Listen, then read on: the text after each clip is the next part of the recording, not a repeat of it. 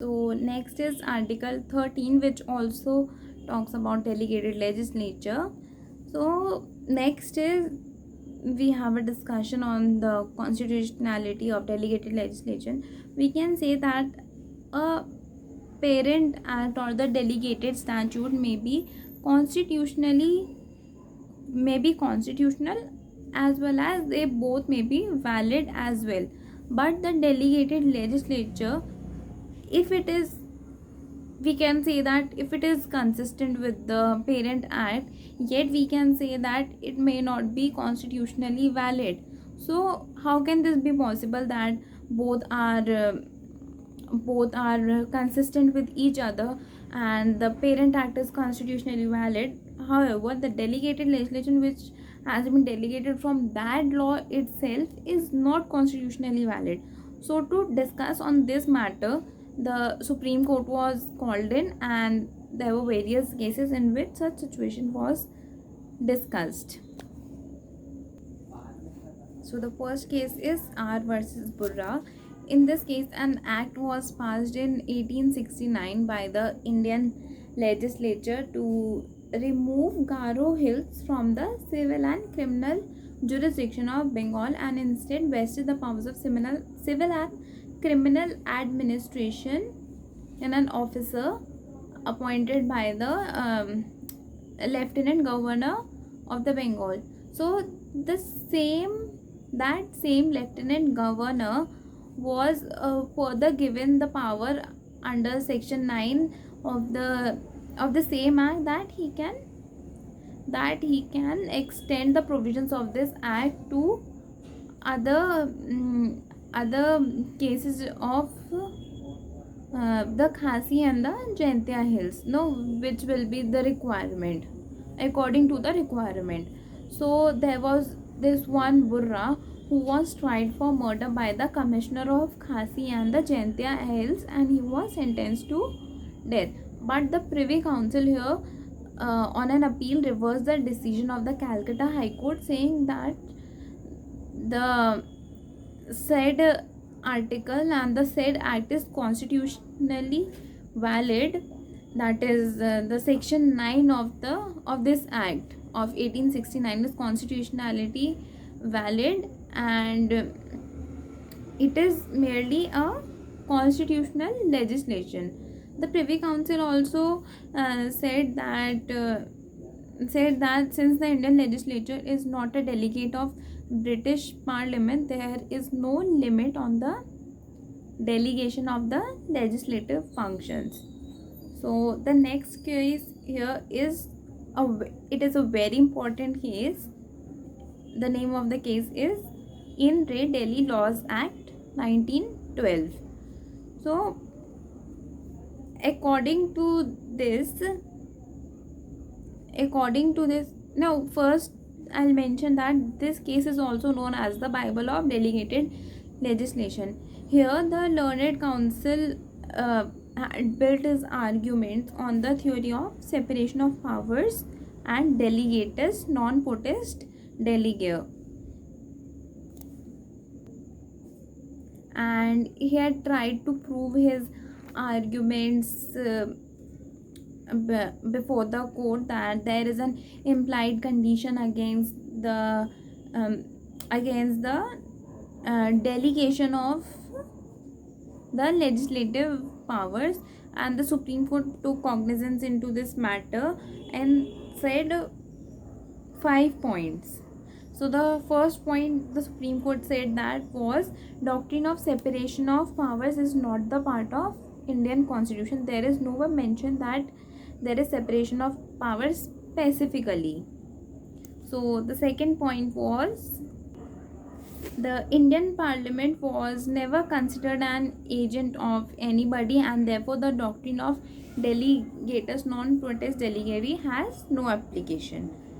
Third, here Supreme Court said that the Parliament can not abdicate or efface itself by creating a parallel legislative body. There cannot be a replica of Parliament, though it has delegated some of the powers. Fourth is the power of delegation is ancillary to the power of legislation. Fifth is the limitation upon the delegation of power is that the legislature cannot part with its essential legislative power and is expressly and this is expressly vested in the and those powers which are expressly vested to it in the constitution, only those particular only those things which are not expressly given to the parliament in the constitution, apart from those powers the functions can be delegated to the executive. So the essential legislative power means that laying down the policy of the law and enacting that policy into a binding rule of the conduct, such cannot be done. The next case here is of Agriculture Market Committee versus Shalimar Chemical Works Limited. In this case, the Supreme Court made it very abundantly clear that the power of delegation is a constituent element of legislative power as a whole under Article 245 of the Constitution and the other related articles to Article 245. This was about Agriculture Markets Committee versus Shalimar Chemical Works Limited. So these were the cases regarding delegated legislation. Further, there are some powers some functions which can be delegated and some functions which cannot be delegated. The functions which can be delegated are power to increase or reduce the period. Second, commencement of particular statute, skeleton legislation, removal of difficulties, extension of an act and exemption of an act, framing rules, suspension, application and prescribing punishment. So these were the functions which can be delegated. The functions which cannot be delegated are the essential functions, the tax imposition, future laws,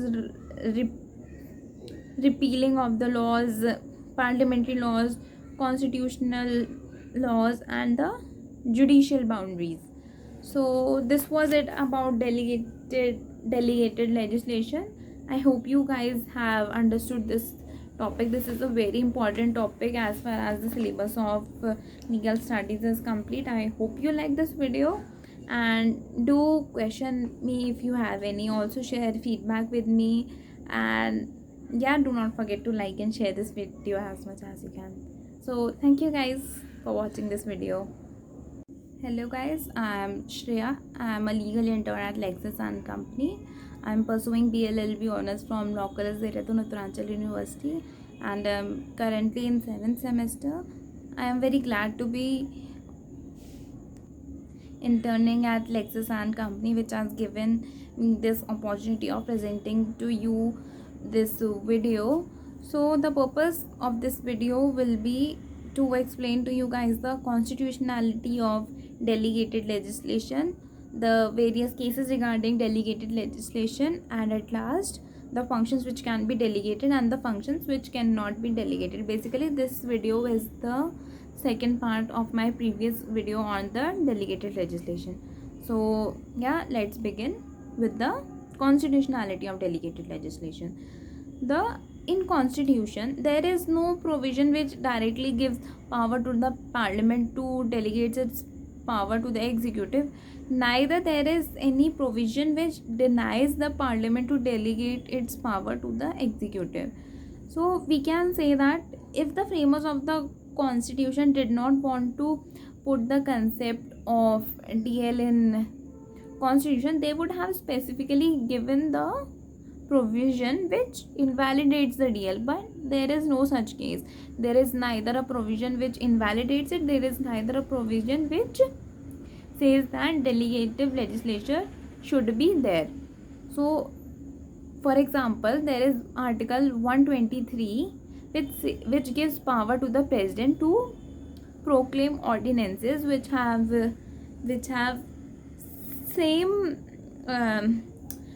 the same validity as those of the laws made by the parliament directly.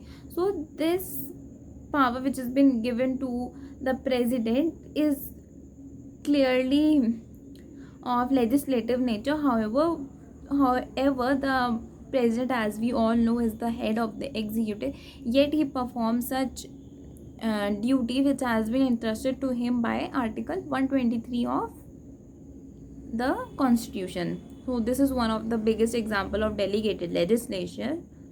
So yeah, next is Article 13, and